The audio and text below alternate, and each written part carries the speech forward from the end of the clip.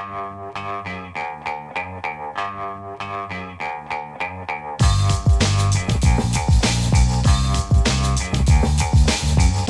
the Brian Lehrer Show on WNYC. I'm Amina Serna, a producer for the Brian Lehrer Show, filling in for Brian today. Coming up on today's show, we're going to hear what recipients of the Federal Food Assistance Program, SNAP, need to know as new work requirements are about to go into effect. These changes were part of last summer's so-called One Big Beautiful Bill Act. Plus, a USAID whistleblower has written a book about the DOJ dismantling of the agency and what it's meant for the countries receiving, or in some cases that used to receive, U.S. assistance. And we'll wrap today's show with a conversation that we think many of you might identify with. Our guest is a writer who says she used to go to her dad for advice on lots of things, life stuff. And now, for any question that she has for him, like, how do I fix the leak under my sink? His answer is, ask ChatGPT. If you have anyone like that in your life, we'll want to hear from you about how that's affecting your relationships. But first, yesterday, the Supreme Court indicated it will back President Donald Trump's push to end temporary protection status for millions of people who received TPS status from countries enduring war and natural disasters. That's according to analysis from CNN and Reuters. The two class action lawsuits before the justices involve more than 350,000 Haitians and about 6,000 Syrians whom the Trump administration has sought to deport from the United States. And one of the central questions in those cases is whether the Department of Homeland Security sufficiently considered conditions on the ground in those two countries before it moved ahead with terminating those designations. The attorneys representing the TPS recipients said the Trump administration did not and is potentially sending back these people to dangerous conditions.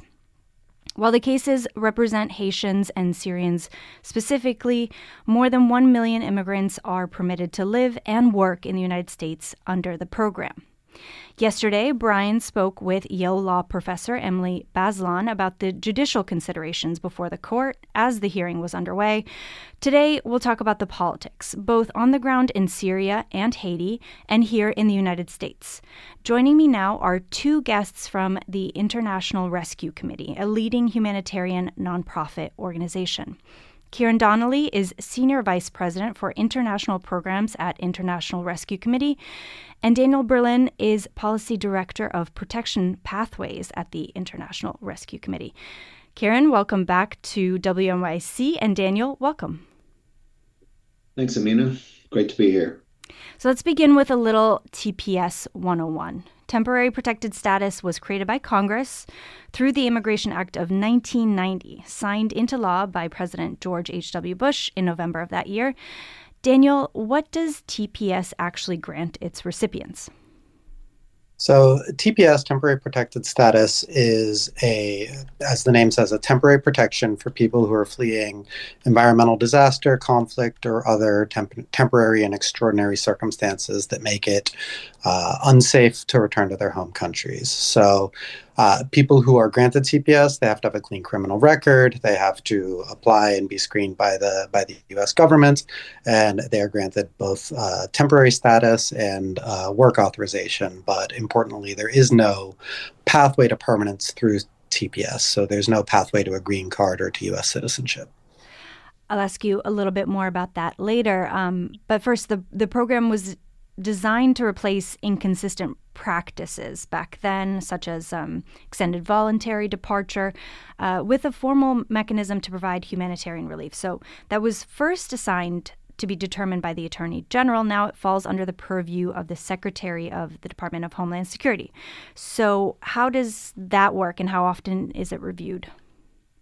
So TPS designations are usually granted in 18-month increments, and 60 days before a designation is going to expire, the Secretary of DHS is required to review the conditions in the country that TPS was granted for, to consult with other departments, including the Department of State, to understand what it looks like on the ground, and decide whether that country is now safe enough to return to return citizens to return its citizens to. So in the past, that process has involved those kinds of consultations. The State Department puts out reports every year. They have on-the-ground experts who are understanding what the humanitarian situation looks like, what the human rights situation looks like. And we've seen some of these TPS designations be renewed over and over again. Frankly, because the humanitarian situation in a lot of these countries has not been improving over the years. And Ciarán can speak in plenty of detail to the situation in Haiti and Syria and many of the other countries that have had TPS designations. Ciarán, I'll get to you in just a second, but let me invite some listeners to participate. Listeners, those of you who are recipients of temporary protected status, or those of you who work with TPS recipients, we want to hear from you. If you have ties to New York City's Haitian or Syrian communities, help us share their stories. Also, as we'll discuss with our guests, this Supreme Court case is part of the Trump administration's broader effort to curb asylum and refugee admissions in the United States. Maybe you work with those communities. What do you want people to know about what's changed in this past year of the second Trump administration? 212-433-WNYC. That's 212-433-9692. You can also text that number. Ciarán, one of the central questions in these two cases before the Supreme Court is whether the Department of Homeland Security sufficiently consulted with the State Department about conditions on the ground. So let's begin with the conditions on the ground in Haiti.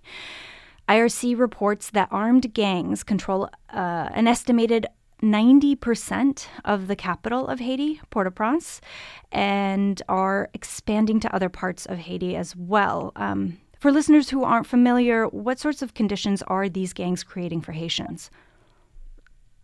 Thanks, Amina. The IRC publishes an annual report called our Emergency Watch List, and that report details out the countries in the world, 20 countries in the world that are most at risk of humanitarian deterioration over the course of the year. Haiti this year was number 5 on that list. And so it's ranking up there with crises like Sudan and Gaza and places like that in terms of both the levels of humanitarian need on the ground and the risks of further deterioration.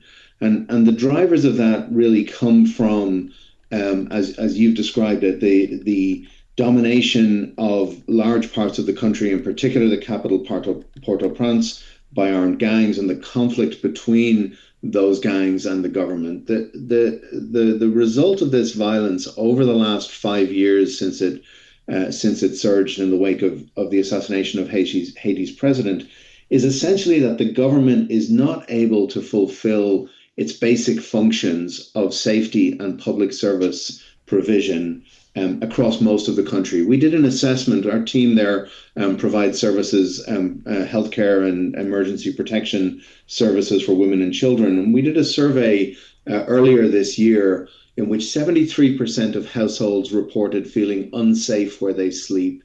60% don't send their children to school because of safety concerns. And 75% of people can't afford health services. There's 12 million people in Haiti. Over 6.5 million people are in acute need. 1.4 million have been displaced from their homes. Many have sought safety elsewhere in the region and here in the United States. I'll stop here with one final statistic, Amina, which really stopped me in my tracks when I first read it.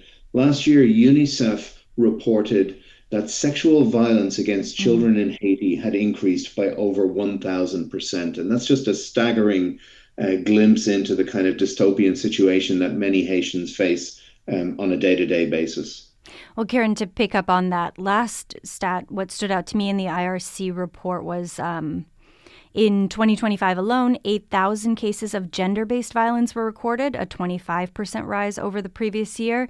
And IRC notes that the UN now assesses half of all gang members to be children, with a 200% rise in recruitment in 2025. So do you want to just take us one step further and talk about the violence that women and children in particular are facing? Yeah, and I know this may be disturbing for some listeners, and in particular those who come from Haiti or have family and connections to the country, but the reality is very distressing and dangerous for women and children, in particular women and girls in Haiti, like in many conflict zones around the world. They're at risk from sexual assault by gang members as part of an effort to subjugate and control populations, to exert leverage over communities in areas they wish to dominate. We have reports of significant numbers of children, young girls, being essentially conscripted into sexual slavery and held and abused over in a period of time by gang members. And so that's one very tragic and distressing aspect of the gender-based and sexual violence that women and girls experience in Haiti. But as in conflict zones around the world, it goes beyond that.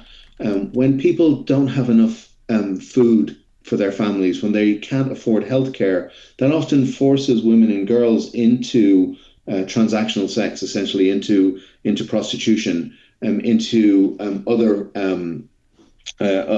types of activities that expose them to sexual assault. And we also see rises in domestic violence against children in particular, also against women in these kinds of contexts, as the strain on family ties continues to increase. So on multiple dimensions, not just on the street and from gangs and armed actors, but also in the search for just day-to-day access to services and food. And even on the home front, women and girls are incredibly vulnerable. A big part of our programming is to try to provide safe spaces and services to help combat some of the sexual violence to the extent that we can, and critically to provide timely and quality services for people who have suffered violence. I've met Haitians in some of our programs around the region in Mexico and elsewhere, and indeed had the opportunity to speak to some here in the US, and many of them report fleeing because of fears for their safety and their children's safety because of these kinds of issues. Haiti's transitional presidential council, has given power to the U.S.-backed Prime Minister Alex Didier Fils-Aimé in February. How has the government been responding to the gang violence? The government is working to do what they can to provide social service provision, but they just simply don't have the capacity to be able to exert control over territory, particularly in Port-au-Prince, where it's very difficult even for government officials to be able to move around safely. They're subject to attack and to kidnapping and so on as they move between different neighborhoods controlled by gangs. And of course, the challenges in Haiti extend way beyond the last 5 years since the assassination of the former president. There's a long history of violence and conflict, and of course the legacy of the 2010 earthquake continues to cast a shadow over the efforts of the government to exert control. So the government is really constrained in their ability to fulfill that most basic function of governments, to exert a monopoly on the use of force and to be able to provide safety for their citizens. And that is really the single biggest driver of the humanitarian need that we've been talking about. Daniel, before these two cases reached the Supreme Court, a federal judge first ruled that the policy change was motivated at least in part by racial animus. And we are getting a few listeners texting on this. That was brought up again yesterday by the Supreme Court's liberal judges. So let's take a listen to Supreme Court Justice Ketanji Brown Jackson during yesterday's oral arguments. The statements about Haiti and eating pets and the names that were called with respect to these immigrants, even though they are lawfully in the United States, those are pretty recent. So let's separate it out then. What do you say about those kinds of things? Again, as the court held in Regents, these are statements made in different contexts that are remote in time. They are unilluminated. Daniel, if the legal analysts are saying if the decision by the Trump administration to end TPS was made based on race, it would violate the Equal Protection Clause. So that's on the legal issues. But I wonder if you can weigh in on the national politics of that case. Yeah, I mean, I can't speak to the administration's motivations and why they're terminating TPS, and we'll see what the court has to say about that. What I can say is that the Haitian clients that we work with across the country are vital members of the communities. They are well integrated. Many of them have been living in the U.S. for a long time. If you even just look at the plaintiffs in this case, the lead plaintiff, Fritz Miot, he is a neuroscientist who was brought to the country as a child, has been living here his whole life. Many of the people we work with are working in critical workforce areas. There are, I think, 1 in 5 Haitians in America are working in the healthcare industry. They are members of our churches, of our schools, of our communities across the country.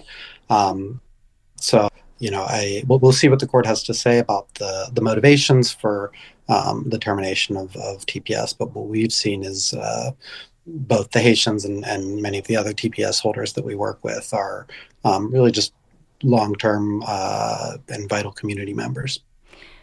To underscore that, we have a listener who texts, if we helped our southern neighbor countries to prosper economically, we would not have the immigration problems we now have, but then we would not have the cheap labor for the hardest jobs that we now enjoy. As you said, the plaintiff in the case, I believe, was a surgeon, but just underscoring, I guess, your point that TPS is legal status to work in the United States. Can you just kind of define that one step further for us?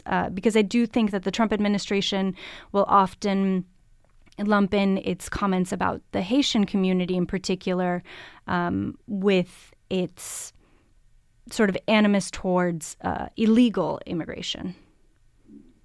Yeah, I'm glad you asked that question. People with TPS status are legal. They are lawfully present in the United States, and if they have applied for work permits, they are allowed to work. What we know is that Haitian TPS holders each year contribute about $5.9 billion to the U.S. economy. They pay hundreds of millions of dollars in taxes and state and local and federal taxes. They're also job creators. We know that TPS holders generally are more entrepreneurial than U.S. citizens. About 15% of TPS holders are entrepreneurs, compared to about 9.3% of U.S.-born workforce. So those kind of characterizations are really just false. Another listener asks, what happens to Venezuelans' TPS now that the regime has changed? Do either one of you want to weigh in? Yeah, I mean, the Venezuelan TPS case was looked at by the Supreme Court several months ago, and the Trump administration ended TPS for Venezuela, and the Supreme Court basically allowed that to move forward, although there's still litigation. But for now, Venezuelans with TPS, Venezuelans who were protected by TPS status no longer have that protection. So regardless of the changing government, the TPS program for Venezuela was already ended. We are going to take a quick break. When we come back, we'll shift and talk about the case before the Supreme Court regarding Syrian TPS recipients. Listeners, we can take a few more of your texts and your calls at 212-433-WNYC. That's 212-433-9692. Stay with us.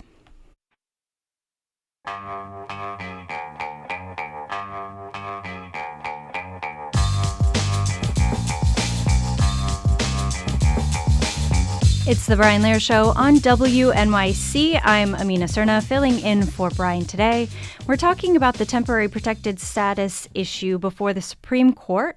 who heard arguments in two cases yesterday. And we're speaking with Ciarán Donnelly, is Senior Vice President for International Programs, and Daniel Berlin, Policy Director for Protection Pathways at the International Rescue Committee.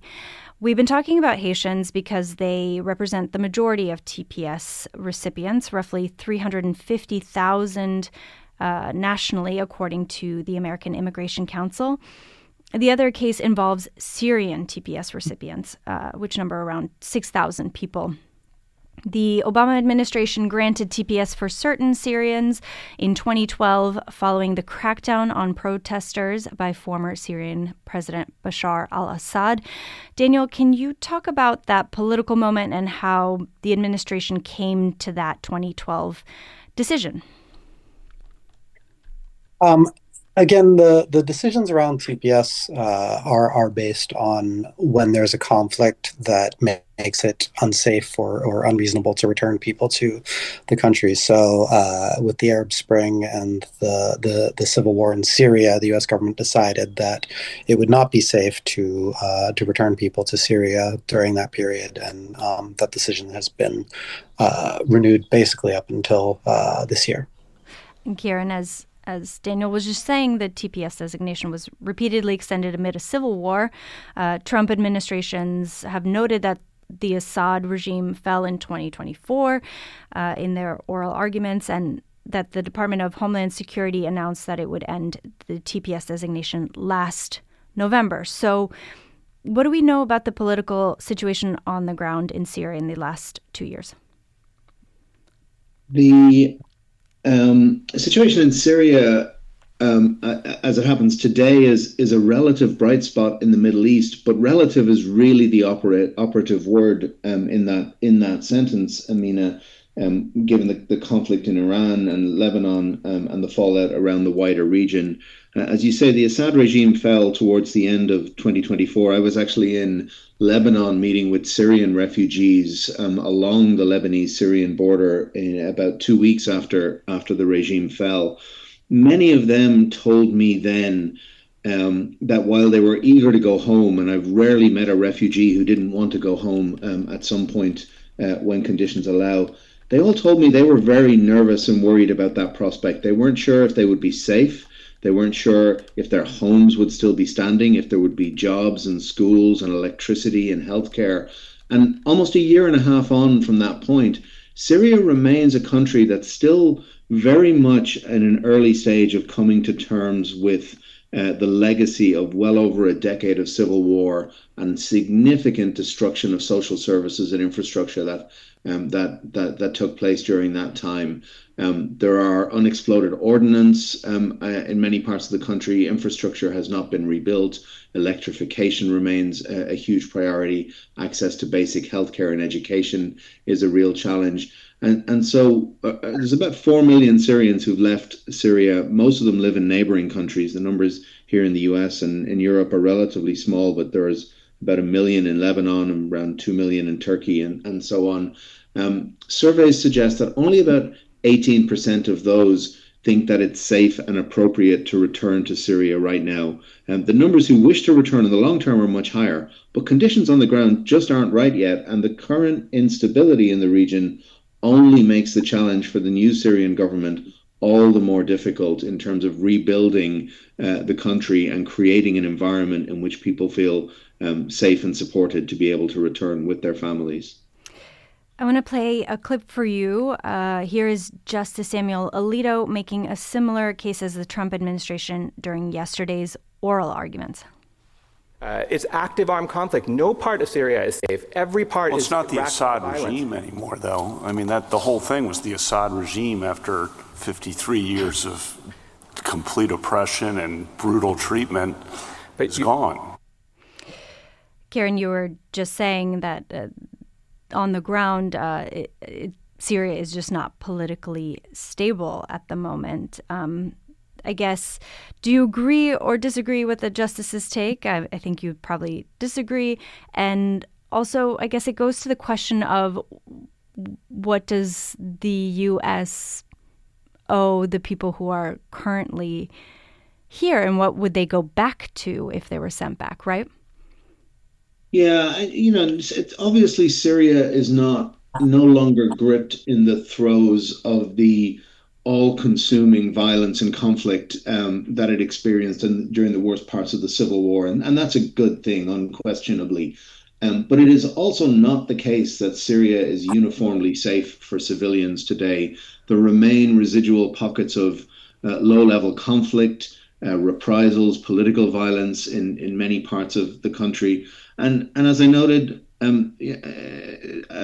significant amount of reconstruction remains to be done. Our focus in Syria, we have several hundred staff working across the country. Our focus is only now shifting from basic humanitarian service provision towards reconstruction, because those essential life-sustaining and life-saving programs that we've been running remain very, very relevant and needed by the people on the ground today.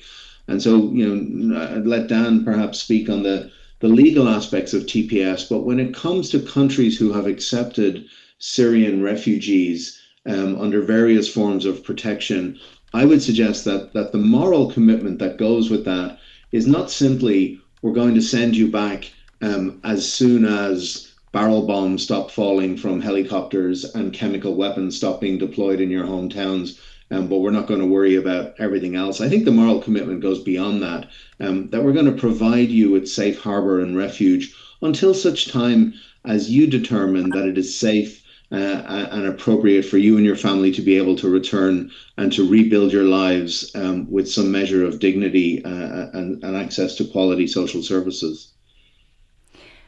Daniel, it's been widely reported that the court's ruling, which is expected in late June or July, will also most likely have implications for immigrants from other countries whose protections the administration has sought to terminate.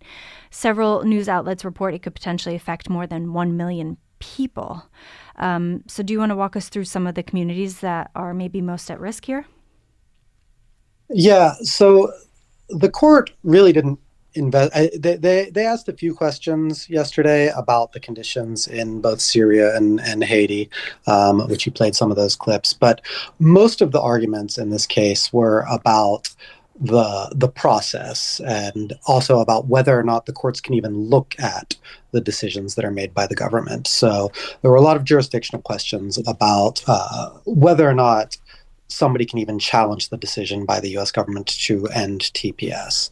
So what that means, since this administration took power, they have ended or tried to end TPS status for 13 different countries, many of the countries that are on the IRC's watch list. So we're talking about Afghanistan, Cameroon, South Sudan, Myanmar, Yemen, Somalia. All of these countries are still facing significant humanitarian challenges. They're some of the most serious humanitarian crises in the world. If the court says that judges can't even look at the decision to end TPS, it could impact all of those countries, because most of those countries are subject to other litigation, and a lot of those litigations have kind of paused the process while the Supreme Court makes its decision. So it could have massive impacts on, like you said, about 1.3 million people who have TPS in the United States. And on the process, Daniel, legal analysts report that any victory for the migrants in these cases right now could be short-lived, since the administration will revisit its decisions to terminate the program on a regular basis anyway.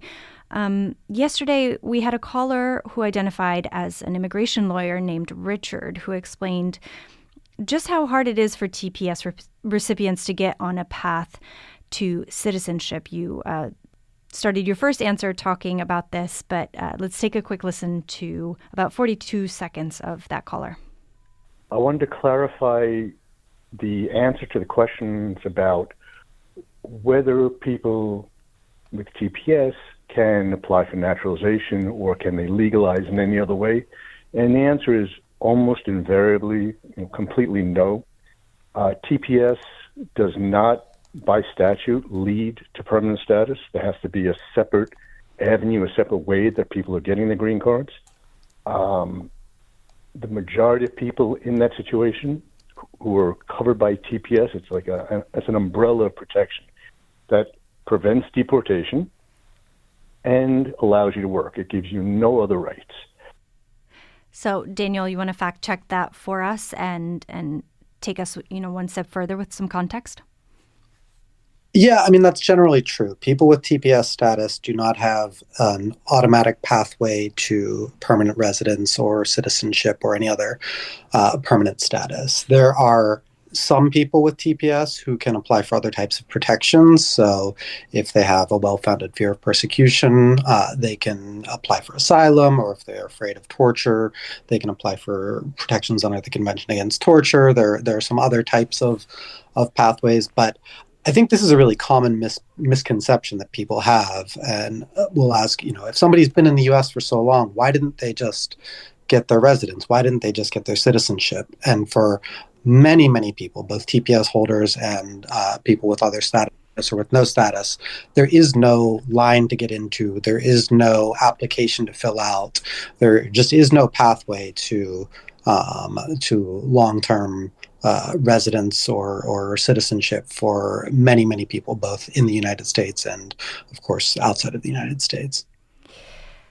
As we wrap up here, Daniel, the president's plan to end TPS protections is being framed as only one part of his administration's broader effort to crack down on legal and illegal immigration. Some of this has been done by already strictly limiting the resettlement of refugees, except for South Africans. A listener asks, are white South Africans being allowed in under TPS or asylum? So can you answer that question and just maybe explain that distinction for us? Yeah, so there's no TPS designation for South Africa. So there are no South Africans who are covered by temporary protected status.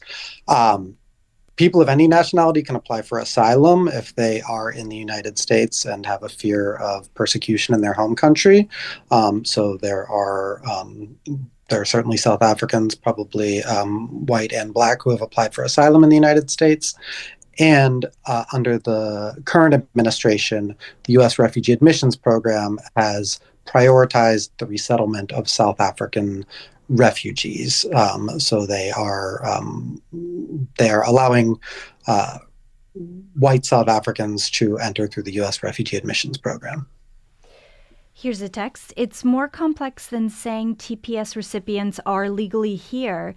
They may be, but they are not lawfully admitted. This is the real legal issue. In essence, they have no way to become legal without leaving the USA. If they had a means of legalizing their status, they would have done so. There is virtually zero way of becoming legal today. Did that listener get that right, Daniel? Yeah, I think that person was basically restating what I had said. There is no pathway to permanent status just by having TPS. Last question. A listener asks, why not provide, after 4 or 6 years, a path to citizenship for those with TPS status? Daniel, I was reading there are some Democratic lawmakers. There's a push in Florida on behalf of a Democratic lawmaker there. Do you want to talk about any sort of efforts that you think are promising? Sure. I mean, one thing that is happening in Congress right now, and it's happening on a bipartisan basis, is the House passed what was called a discharge petition, essentially a bill to extend TPS status for Haitians. And this was, it's very rare to talk about bipartisan anything in Washington right now.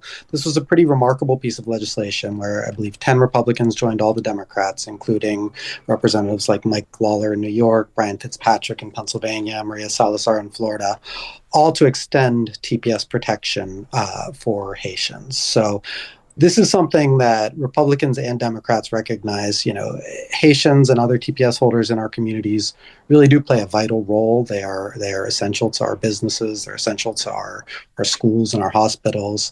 Ohio Governor Mike DeWine has talked about the importance of extending TPS. So There is some bipartisan movement. That bill is now in the Senate, and we'll see what happens. But it's one of the few things that has passed through the House in this current Congress. So there is support on both sides of the aisle. On the larger question of creating new pathways or figuring out long-term solutions for people without status in the United States, that's obviously a big question, and I think there are some people who are working on that right now in Congress. I'm not incredibly optimistic that we'll see that kind of legislation pass in the near future, but we would certainly support, any kind of solution that protects our clients and other people who are vulnerable from being returned to these really, really dangerous situations.